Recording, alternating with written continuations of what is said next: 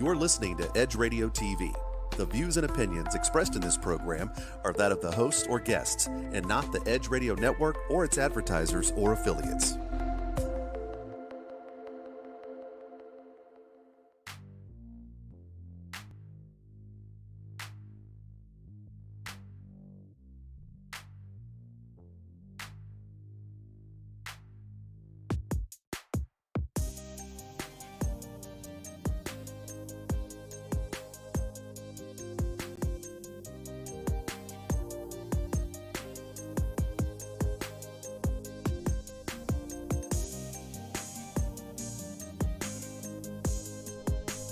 So, what age should you be allowed to drive? Is that a constitutional right, driving? Are you allowed to regulate that as the government? If so, what age and time frame is there? There's an argument to be made that maybe kids should be able to start driving earlier for career opportunities. Then there's another argument that we should raise the driving age limit to 21 years old. Let's talk about that. My name is John-Arthur Fiala. This is When the Opinions Collide, and I'm joined today by none other than my father, John Fiala, paralegal and thought provocateur. He's got some interesting ideas. So, what do you think about that? Do you think we should raise the driving age limit? You think we should lower it? I think I already know your opinion, but go ahead and expound that. Those are all very, very good questions. And, to that end, as a jurisprudent, and that just means somebody who has a hobby of studying law, that's all jurisprudence means. That doesn't mean that jurisprudence is anything special or they're endowed with something from their creator, and such. It just means that we've got a hobby and it's law. But to that end, There's some interesting sides to that debate and that argument that are absolutely fascinating. And what's more important is that there's some issues that are legal and lawful that apply regardless of the nobility of some of the arguments that individuals would have. And over the years, some individuals, well-meaning as they may be, like you and I, have with arguments of extremely considerable nobility, may have an active... Let me break this down to fifth grade level, my level. You're saying some well-intentioned people have made laws. Yeah, legislators Sure. In different states that may have compromised or infringed on rights that were already protected. And so there's a lot weighing in the balance there that one has to consider, and there are some things that may be immovable that cannot be encroached upon. And to that end, today we'll delve into all of those. So, just again, let me break that down just so I understand you correctly. What you're saying is that some laws have been written under good intention, but they may or may not actually have standing as far as the Constitution is concerned. There are some rights that are indelible. They're endowed by the Creator, as noted in the Declaration of Independence. Are you intimating that the right to travel or the right to drive on the roads is one of those rights? Well, that's a very good question, and as you so carefully pointed out, there are rights that predate the legislation, and of that, even the Constitution, the Declaration of Independence is superior to the Constitution. And wait. Okay, you're using words here that you're going to have to define for those simpletons like me who are not our paralegals. Founding Fathers. You're saying superior. The Declaration of Independence. Are you saying that that's a foundational document for the Constitution? Absolutely. Okay, so keep going. It's a foundational Constitution. Our Founding Fathers, at the Second Continental Congress in July 4, 1776, they authored a document called the Declaration of Independence, and in the first paragraph of that, they indicate that we recognize that an individual man is endowed with inalienable rights by his creator, and in doing so with those exact words, they identified that there's rights that predate anything else that they're about to do or would be litigiously enacted subsequent to that. And then they used the word among these, indicating that the few that they listed are just a few from a larger group. And among these, the right to life, liberty, and pursuit of happiness. And the Constitution would later come into effect, and it wouldn't actually fully come into effect till the early 1800s. And the original 7 articles were indicated that they wouldn't come into effect to the early 1800s. And then after that, some of the amendments indicate that there was times where they would be implemented. So let's pull back from here and kind of zoom in on what we're talking about today, or what you were saying here.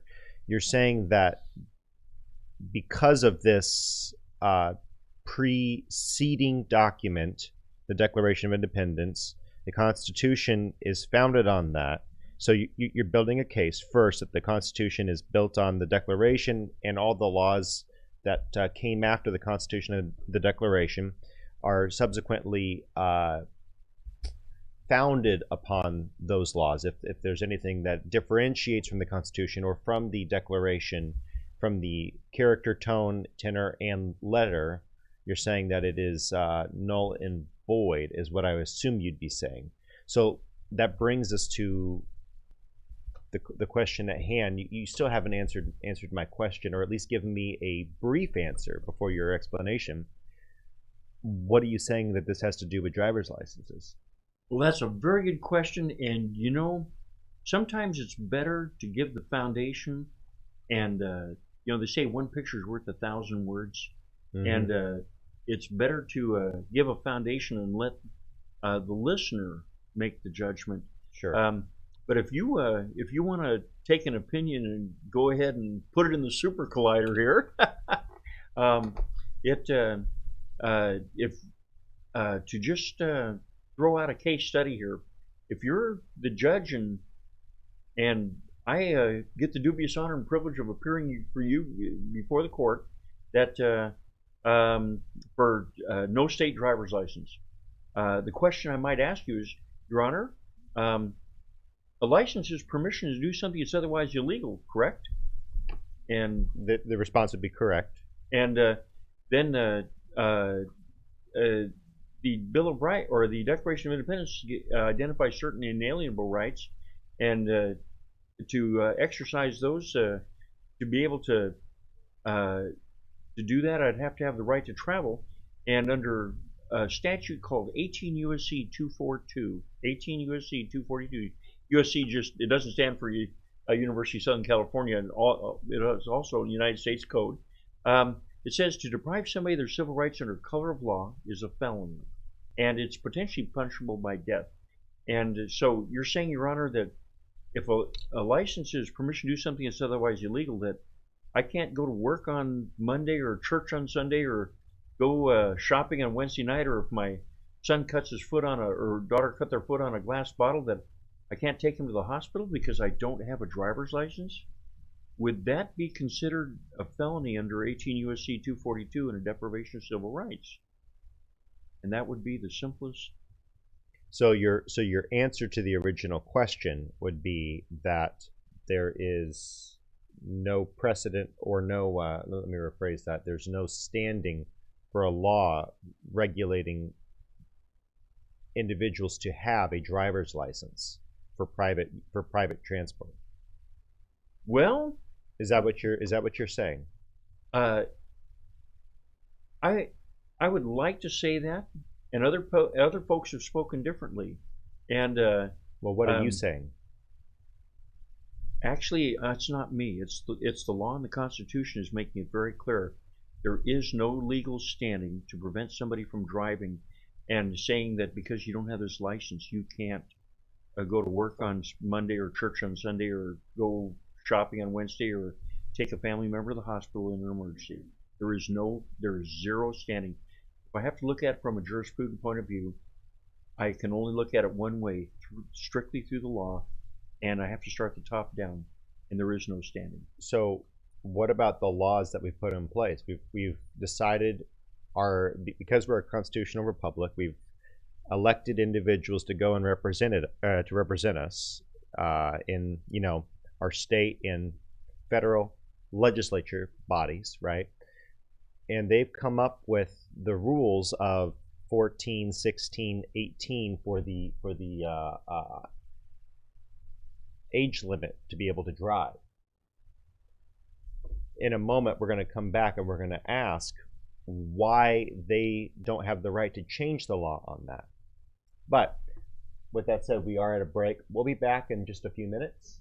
This has been When Opinions Collide. I'm your host, John-Arthur Fiala, joined by John Fiala, none other than my father. Look forward to seeing you on the other side.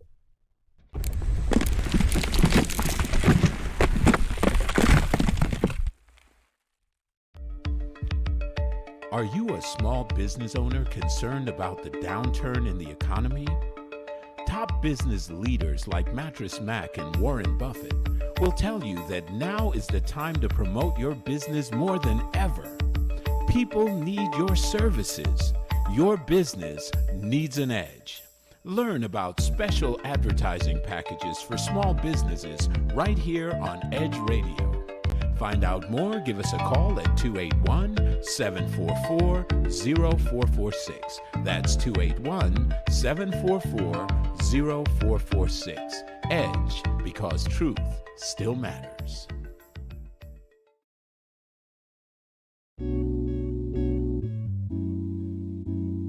Aren't you tired of not getting what you want in bed? Are you ready to spice things up behind those closed doors? Woo! We're here for you every hump day at 7 p.m. This is Sex on the Edge with Jen and Hen. I'm Jennifer Reeves. And I'm Hendrix Scott, and we are professional licensed sex therapists. So remember to watch us Wednesday at 7 p.m. on Edge Radio TV, just in time for sexy time.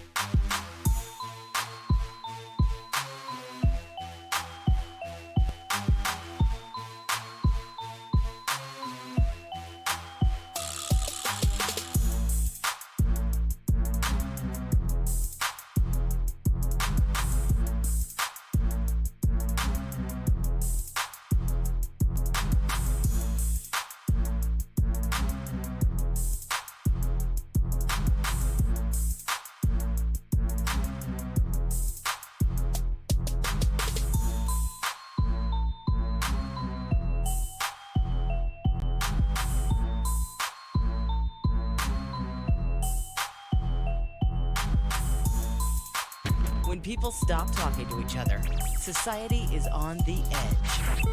Let's bring them back. Edge Radio, because truth still matters.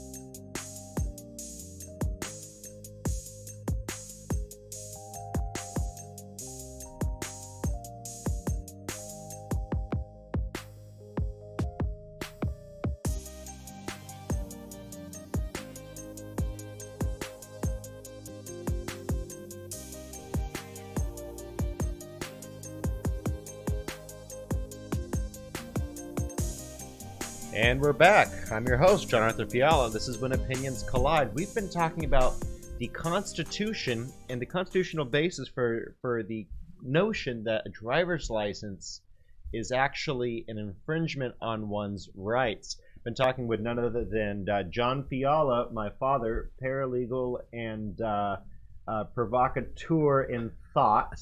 And we're also now joined by Oscar Hines, also another thought provocateur. I love it. Provocateurs always get in trouble, don't they? Don't they, John? Nothing will admit you in public, Than ever.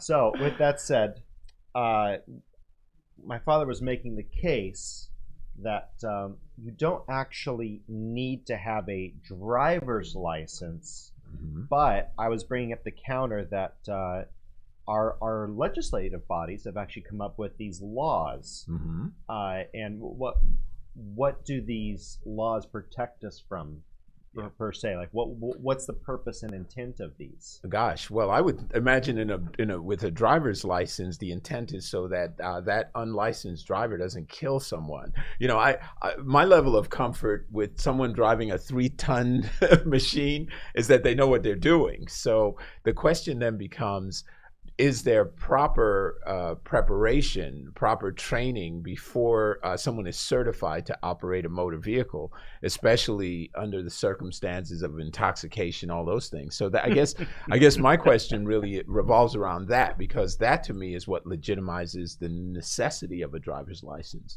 So let's bring that question up. How do you, if you say that there's no constitutional foundation or basis for a driver's license, but our legislators are trying to protect us from folks who do not know what they're doing on the road, what's the counter to that from a constitutional standpoint? How do you prevent people from wreaking havoc on the road? The driver's license is there to prevent reckless drivers from being able to continue to drive. That's a very good point. And your case in point is made very well with the city of Chicago. Originally, in 1893, they back when most vehicles, horseless carriages as they were steam powered, and these things could get away from you, and that steam could build up and kersplooey, and you could do damage that transcended not just what was around your vehicle, but down the block. And so talk about something getting interesting and entertaining very quickly. You know, when the pressure, that funny little gauge gets to the end and bends the pin over, and all of a sudden rivets start leaving, that's kaboom. That's a genuine hazard to the public consideration. Yes. And so the city of Chicago was the first one in 1893 to ever require a driver's license for anything. It was and it was specifically for steam-powered vehicles. And then the next time we see any legislation coming out is in New Hampshire in 1903, when in exchange for 10 cents, you could get a driver's license, and they mailed it to you. Oh. There was no verification of skills or legal understanding. There was nothing. It was a form of taxation. And later on, the city of New York, the state of New York, picked up the same, and then in 1913, the state of California also did, and it was a form of taxation. Now, New York, when they implemented driver's licenses, originally it was not for individuals really per se. It was just for safety. It was all taxation, and by the time we got 33 states on board, it was still all taxation. And then we come back to the state of New York, where they started saying that truck drivers, they're driving something that's not 2,000 or 4,000, and back then the vehicles didn't weigh near what they do now. Sure. But we had trucks, tractor trailers that weighed 40, 60, 70,000 pounds. And if one of those got out of control because somebody was not driving properly, in the interest of the public trust and the public safety, they started implementing for truck drivers. But it wasn't really wholly for safety. It was all about taxation back then. And somebody argued out the back door that it was for safety. But what happened was is these heavy trucks, this thin asphalt on dirt that was paving those roads was starting to warp and wrinkle, and they were getting washboardy, and the city and the state was having to do incredible maintenance, and because of the weight of that vehicle. And so to that end, it's still a taxation issue. And later on, to what we find is that certain states began to migrate, saying it's a public safety issue. That but isn't it? Everything is a public safety issue. There is nothing that isn't a public safety issue. Everything is.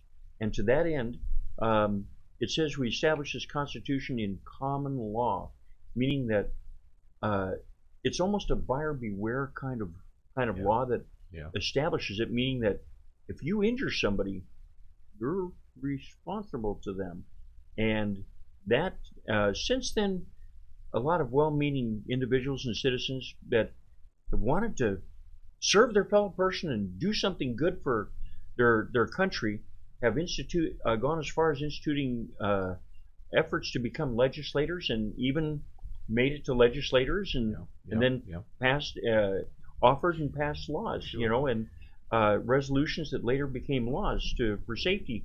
But originally, it was all about taxation. See, now I get that. I get that in the preliminary stages, the taxation might have been the case. But when you have somebody operating, as you said, a 40,000-pound vehicle, I want to know that they are going to be sober. There's no alcohol involved. That's really important. Right.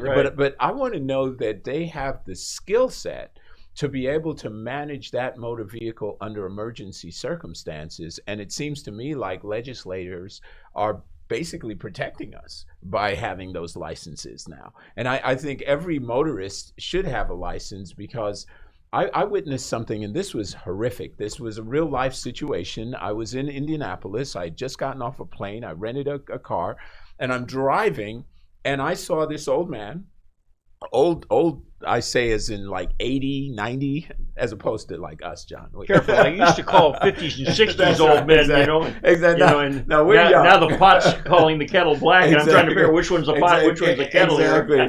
Well, so I'm gonna say really old guy. No, this guy's in his late 80s maybe. So I mean, I'm talking, And I watched him cut off this 18-wheeler that had those cars that they flattened. There were cars piled up on this 18-wheeler. He cuts them off, and he forces the truck to jackknife. And I'm right in front, and I'm seeing this all happening in my vision. And the truck jackknifes, the chains pop, and one of the cars, literally the flattened cars, flies right over my head, and I'm skidding to a halt on the middle of the freeway. As emotional fun meters kind of bending the fun meter pin over here. Oh my God! Oh yeah, the adrenaline was flowing. Tectonic emotional shock here. Yeah, and so when everything finally settled, there was a car on this side and a car on that side, and I was in the middle. There's this little scared white boy in the middle. Yeah. Well, the thing was this. Who wasn't a white boy a few minutes ago. Yeah, that's right. Yeah, no, I was checking my shorts for other. But I will say that after it all went down, I turned and I looked at that old man, and he was just like Mr. Magoo. Like, had no concept that he almost caused a pileup that could have killed people. The truck was overturned. There was oil and gas leaking out of the back of the truck. I run over to help the man. He kicks out the window. He's an older guy too, sturdy older guy. Kicks out the window and says, "He cut me off." I said, "I saw it. I saw the whole thing." I said, "But here's my card. I don't live in the city, but if I need to sign an affidavit or something, I will." But my point is that old man should never have been driving. He literally was clueless that he just overturned this 18-wheeler. He was just sitting in his car staring forward, and apparently oblivious to the fact that he caused this horrific Did he have accident. a driver's license? I suspect he did. I didn't stay around and check, but someone like that should have gotten their license revoked a long time ago. So that brings up a really interesting question. We're saying that some people have violated certain aspects of others' safeties. They have broken past, if you're coming from this from a libertarian standpoint, Yes. the idea is you can swing a bat around all day long until you come in my radius and that bat hits me. Right. Right. That would be the more libertarian side of the argument. This guy has now brought in. We had to duck, and because we ducked, we're now injured. Yes. So the question comes: did the driver's license prevent that, or is there something else that we need to put in play?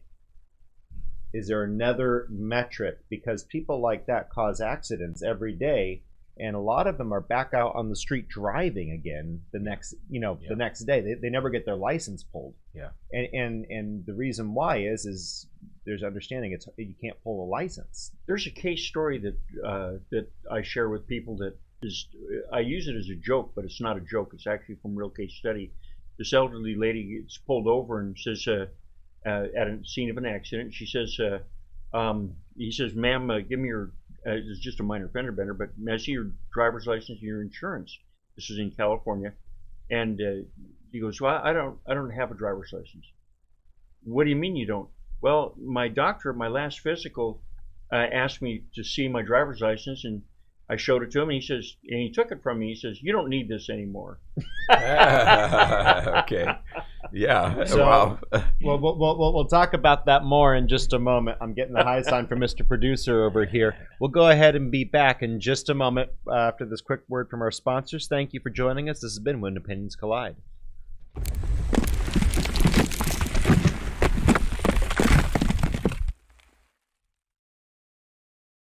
We work our whole lives to support our families. With one accident or illness, it can all be gone in an instant.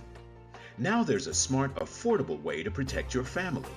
Go to findhealthbenefits.com and discover low-cost life insurance for as little as $2 per month. Add to that a tax-deferred annuity that can help you protect your assets and grow your money for retirement. Learn more. Go to findhealthbenefits.com or call 877-235-6094. A critical illness can strike without warning and wipe out your life savings.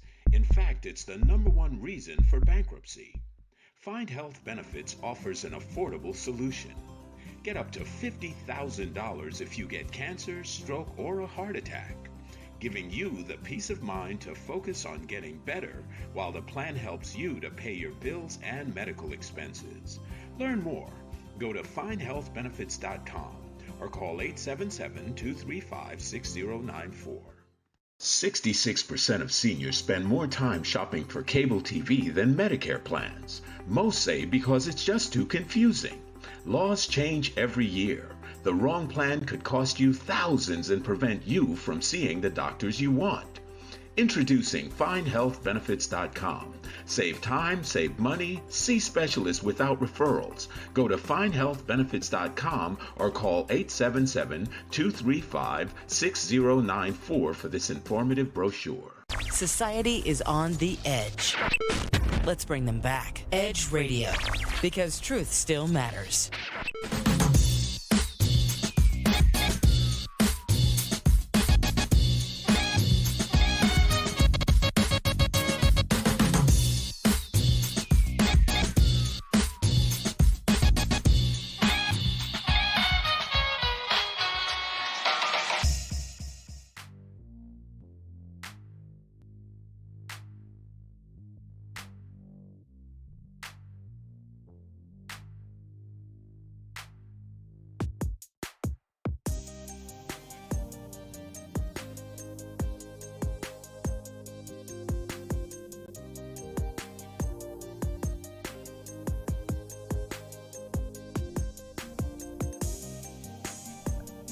And we're back. So, again, I'm your host, John-Arthur Fiala. I've been joined by Oscar Hines and none other than John Fiala. Yes. And we were just talking about the lady who didn't need a driver's license because she was too old. Do individuals who are at a certain age or a certain lack of capacity, does having a license prevent them from being on the road in such a way that they don't create the pileup we were talking about before the break? We were just leaving off with a little story and a joke. What in this idea that this notion that a constitutional right to drive, or right to travel rather, how do we protect against, say, elderly or say very young, if you have an 8-year-old? What keeps that from occurring? Gosh, well, I mean, I think, like in the situation I mentioned with this older man that caused this pileup with this 18-wheeler, I think seniors at some point, maybe it could be after 65. I don't think that's necessarily arbitrary age, maybe 70, but that they test once a year. They go through a driving test, just like a kid starting out at the beginning. Why? Because I want to know your reflexes, your eyesight, your hearing, the things that are necessary. I'm a motorcycle rider. And, people think motorcycle riders are nuts. I get it. But there's a certain genuine pleasure in motorcycle riding. And Does that make me nuts also? That makes you nuts. Rider? You are nuts like I am. You've always been. I love it. But you know what? We know the freedom and the beauty and the expression of having a powerful bike under us. But we also know that there are people that are driving out there that are completely unawares, that literally can take our lives because they're just not paying attention. I see a little sign that says, "Look twice, there's a life depending on it." I love that because it brings it to your consciousness. And I'm very respectful of riders. I listen. My bike makes a lot of noise, so usually you can hear it. But let's say somebody's got a hearing issue. Let's say they can't. Huh? Let's say, what'd you say? Huh? Let's say that's a problem. Mm-hmm. We should know that, because if I blow my horn or if my motorcycle is roaring and they just can't hear it because they're hard of hearing, they can still take my life. They therefore really should not be driving at that point, because they pose a risk to the public. Just like somebody who's abusing alcohol. If somebody drinks and their impairment causes some accident, or even if it doesn't cause an accident, they can have their privilege of driving restricted or eliminated as a result of this negligence that they show. And I really feel like that could save lives. And I think that's constitutional, what you're saying. If you have a judgment levied against you because you have acted improperly, Yes. there's an argument for that from a Sure. constitutional standpoint. Yeah. But in the constitutional standpoint, what prevents individuals who are incapable, or what would discourage individuals who are incapable from driving well, from being allowed to drive, or being allowed to put other people at risk? That's a good question. Like we were discussing at the break, when my adopted grandmother was 94, she was still driving daily, and she was still a current certificated commercial pilot for the FAA, and she still flew regularly. So age may not be, the only demographic criterion Right, for that. But as John-Arthur was pointing out, there's a mechanism by with which, if somebody does something that, shall we say, colors outside the lines, they were in an event where their motor skills were clearly demonstrated, even though it may have only been a fender bender, or they may have only just traded paint with somebody in the parking lot. There needs to be a mechanism by with which that individual can appeal to the local court and say, "Hey, look, I saw this happen. This happened to me. This person did not demonstrate good reactive time skills. They were staring at me and they still plowed into me. And then after they hit me and I spun around, 3 miles down the street, I saw the brake lights come on. It's like, the lights never actually really came on. But because if you stop and think about it, whether they have a driver's license or not, those individuals are still on the road, and there has to be a mechanism, whether they have one or not.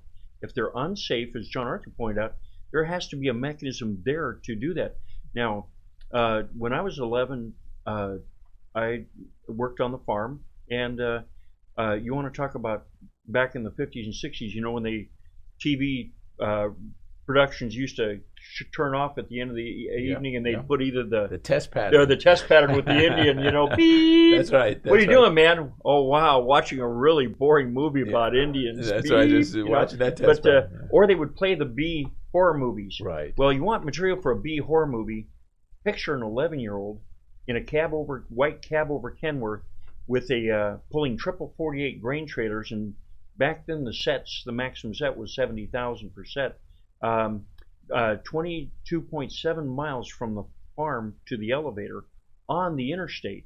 Now, the farm to market or hardship license back then was 11, and it went to 14. 11 years old, you could drive? Driving triple 48 grain trailers with 120,000 pounds of grain. That's nuts. At 11 years old. My father... They can do that. My father... That's nuts. Made sure that all of us could drive the family vehicle before we were 8. And so, and we had a 12-passenger Ford van, and he made certain. And by our 10th birthday, there was a handful of things, and we had to go out to when we were out in the desert in California.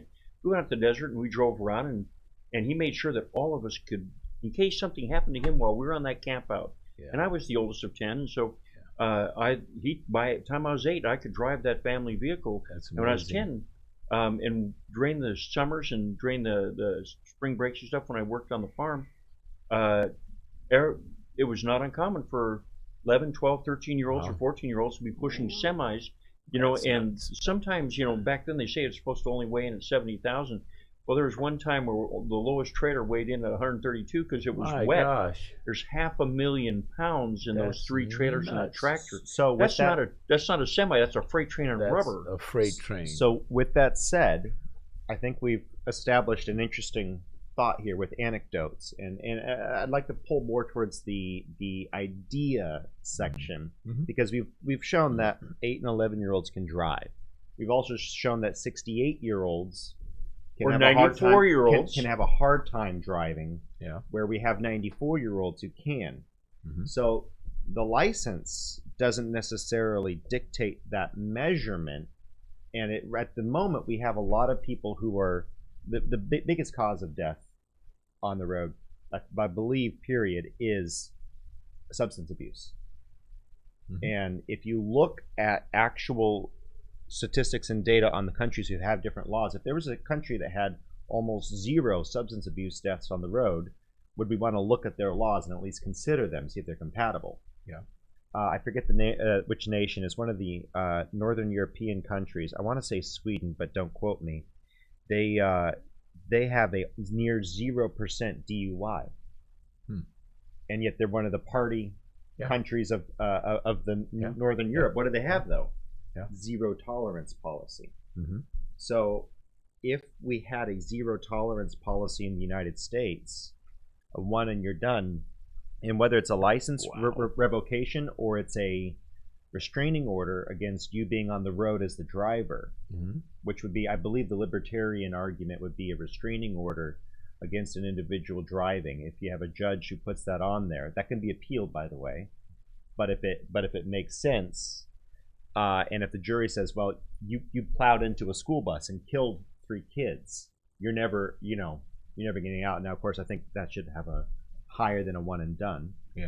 But that would be a one and done seems harsh to me. It just seems harsh. How many times because do you want someone drunk? Well, not so much, because if you're at a party and something happened like that, it could end your entire existence in terms of your ability to make a living. So you're correct, but you look at those countries that have those laws employed, they don't have those DUIs. They always have a designated driver.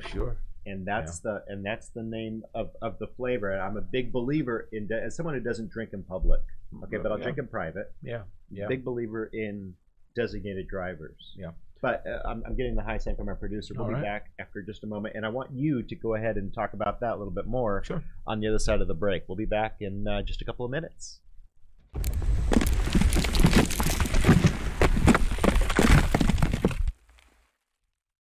Edge Radio TV is holding auditions for new show hosts. Are you a subject matter expert, professional, influencer, book author, thought leader, or business owner with an educational or motivational platform? Then we want to meet you. Send a link of some of your work to edgeradio20@gmail.com and be sure to put audition in the subject line. Join the Edge Radio TV family. Edge TV, because truth still matters.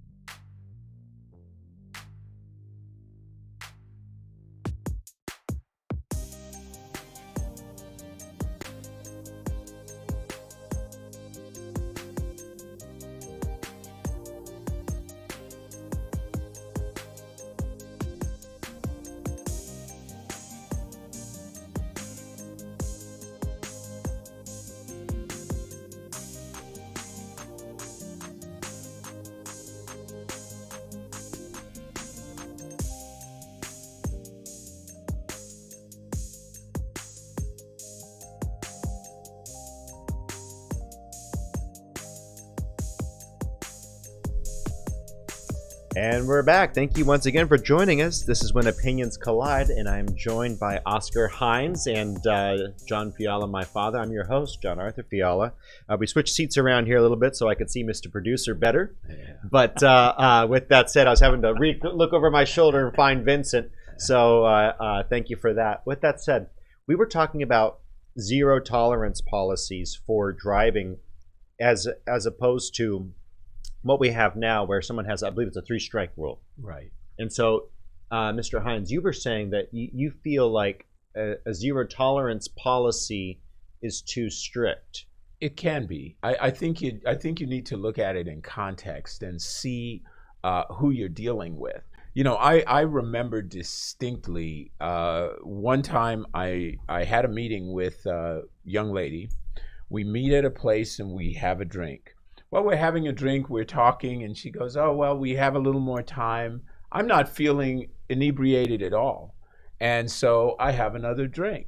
Now, it wasn't a beer, it was like a gin and tonic, I think. But by the bottom of that second drink, I went, I've got to go. Oh, no, because I got the phone call I was waiting for that I've got to leave. I thought I had more time. And all of a sudden now, I've got to go, and I'm like, I feel a little woozy kind now. of wobbly. I feel a little, well, you know, it's a weird thing with me. I mean, I'm pretty much in control of my physiology most of the time, so I didn't feel like I'm always in control. Yeah. Even when I'm not in Even control. When you're not in control. No. Well, I didn't feel like I couldn't drive. I didn't feel impaired like I couldn't drive. Impaired but I people remember, don't. Well, that's true, but it's a judgment call. Because if I feel to some degree that I can't, I'm not getting on the road. You know, I just bought it at that time. I just bought a new BMW, and that thing was quick. And I remembered the minute that I got on the freeway, I said, "Up, let me get over this lane." Zzz, and I hit the gas, and boom, red and blue lights are behind me, and I'm going, damn. And I know that I'm a little inebriated. So I take a nice deep breath, wait for the officer to come. I said, "Good evening, officer. And may I ask why you stopped me? I was just entering the freeway." And, you know, I did it in my best radio voice. Right? The guy looks at me and he goes, "Well, you know, actually, you didn't use your blinker." I said, "Sir, you're correct. I did not. My apologies." He said, "License and proof of insurance." Yeah. I hand it to him. And he says, "Well, I'm going to have to write you a summons for this." I said, I understand. I didn't use my blinker. And I tried to remain as calm as possible under those circumstances and not say, "You know, I've been drinking." No. You know how sometimes when you have one of those moments where you're out of your head. And I said, nope, not going to say that. And the guy comes back after he writes the ticket, and I'm like, "Okay, just let me go, buddy." And he hands me, he says, "You know, you're one of the nicest guys I stopped this evening." And I almost said, "Yeah, because I've had a couple." Excellent. No, No. I thought it. I didn't say it. But I do think, and I know that's a little bit of an offbeat thing, but I'm a guy that does not drive intoxicated. I can be that designated driver if I need to. I say if I need to. I generally will have a drink, but no more than 2 ever for me. But I think if you just have a zero tolerance, you have to acculturate. I agree, 100%. To have that. And it has to Americans are not acculturated like that. They drink agree. right behind the wheel, and they don't give a damn, and they ain't gonna give a damn. And that's exactly it. We have this culture where it's okay to drink and drive because you still have 2 strikes. It's one of those things where if the law is set up, and don't get me wrong, there's room, but especially after an accident has been caused. I'm not a really big fan of no-cause pullovers. Okay, you have to actually. I'm not a fan of speeding laws. Reckless endangerment, however, is an interesting standard, one that needs to be created. But if I were to put a point on it, a finer point, I try not to do this too often, but if I were to put a fine point on it, I would say, if you have a law in place that makes it possible to prosecute individuals, see, you didn't hurt anyone. Mm-hmm. Is my thought. Yeah. If you cause an accident, and that's where I think the O2 meter comes in, only after, or the breathalyzer yeah. comes in only at that point where you have caused an accident, and now you are culpable for intent because you got behind the wheel knowing that you were inebriated, you didn't control yourself, and you hit someone. That would be where I would imagine the finer line would be. And it's a matter of culture. Yeah.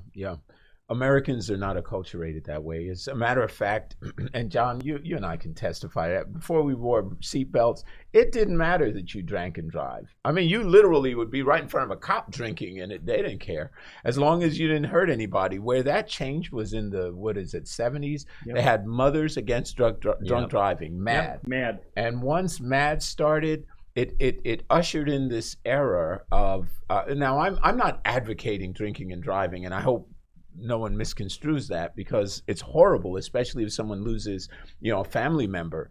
But I saw a little blurb on Facebook or Instagram, and it showed police officers hiding behind obstacles with their radar. Yeah. And it says, and it had a simple caption that says, anytime the motto is to serve and protect, but they hide from you, that's a problem. No, we pay them to be out there and visible with that patrol car, not with that hiding the logo in the presence of the people, so everybody sees that they're there. Yeah. If they're hiding somewhere, the presence we're paying for, they're not doing that. And that brings the question up: are we incentivizing police to criminalize individuals? Yeah. And that's my issue. That's thing. My issue with speed limits. That's my issue with DUI laws. I don't have a problem with someone drinking and driving if they hold it under control. But why did MAD come up? Yeah. Because they saw no resolution for their challenge. Yeah. They saw no remedy, and it sounds a lot like some of the other things that we can talk about. Police brutality was something that we've have been in the mix before Black Lives Matter was a codified movement. Right. But I get that you can piss a cop off. See, the thing was, and that this, I don't know. I won't get over this shy bashfulness. Well, I won't be. Yourself. So last. Let me just tell you. Well, no, let me just say this, because I could have been screwed, blued, and tattooed just last week. I was with a friend. I was driving a $200,000 M6 BMW. This thing was laid out. And when I tell you, it was so fast. It's designed to go really fast. Mm-hmm. So I was on some back freeway coming back from Kemah. There's some nice road out there. And I stomped that thing up to about 110. You could not feel it. I was ready to take it to 130. The person that was with me said, "Don't do that." Why did you cheat both headlights on bright? I wanted to. I actually really wanted to take the 150, but I wouldn't have gone that fast. I definitely wanted to take it to 130. And 130 is important because I've taken cars up to about 125, right in there. And a car like that, you didn't even feel it. You did not feel 100 miles an hour. So I'm saying that partially to brag because we're guys here, but more specifically to say I was not drunk, I was not impaired. My reflexes are lightning quick because I've been riding motorcycles for a long time. And if you don't believe me, just ask me. Just ask me, damn it. Right, no, right. But I, yeah, just ask me. I'm impaired. No, just ask me. No, but I'm saying I was just enjoying the motor vehicle at that point, right? So if that cop stopped me, and that was what my friend said. She said, they'll take you right to jail over 100 miles an hour. I said, yeah. I said, I get it. So I'll slow down. But that being said, there are some, and I hate to say it, but there are some really good drivers out there that have some really cool cars, and I watch them maneuver. These are like Mario Andretti types. Those guys aren't hitting anything or anyone. And so, and that brings me, just to wrap it up, we've got about a minute left here. My question is to John. What would be a useful remedy or replacement for the driver's license? Oscar made a good point. Our society is not doesn't address certain things, and culture. we have a different culture.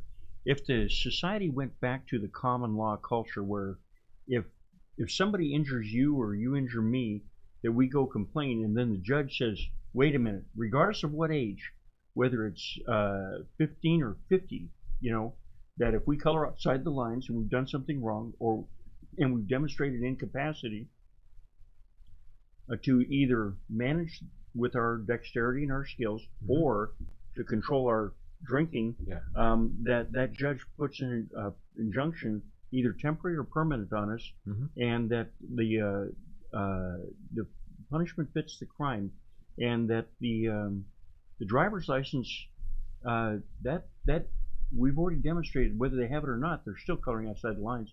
It's still a means of taxation. But the so to wrap it up into a bow, if I understand you correctly, what you're saying is personal responsibility, the ability of an injured party to sue, and the government, instead of controlling the individual, punishing bad behavior, such that that person is now restrained from causing the same offense again. And whether it's a very young or very old person, it's not a matter of their capacities that's limiting them. It is, or sorry, a matter of their age limiting them. It's a matter of their actions or incapacities, which would put it to the effect of, instead of having a driver's license, you would have people signing affidavits like driving schools, that so-and-so passed this driving school, and that would be brought up in the court case to preserve or save you from a bad judgment, or at least use as evidence in your favor. Instead of a driver's license, you would be more dependent on education, because I've looked at driver's tests. They don't do much of anything, as opposed to going to a driver's school where that school's reputation is on the line. If you have a crash, that's a private individual, or a private individual organization, and not a government mandated. So it would be incentivized to do the best job it could. And especially when there's an incident, if it's prosecuted quickly and publicly. When justice is slow, evil Sin increases. Evil abounds. Yes, Evil that's abounds. what you're saying over the break. With that said, hope you guys have enjoyed this conversation. It's kind of been all over the place, but it's been a lot of fun. It's been a fun one. With that said, John Fiala, is there somewhere someone can reach you if they want to reach out to you? Just write me at Edge Radio. It'll be up on the screen after a little bit there. All right. If you have any questions, it'd be my honor and privilege to follow up. And Mr. Hines, anywhere people can reach you? Sure, OscarHines.com. Just All go right. to OscarHines.com. That's where you find all my stuff, guys. And tweet us at Opinions Collide on the Twitter for who should our next guest be. Let us know. With that said, thank you for joining us. I'm your host, John-Arthur Fiala. This has been When Opinions Collide. Signing off for now.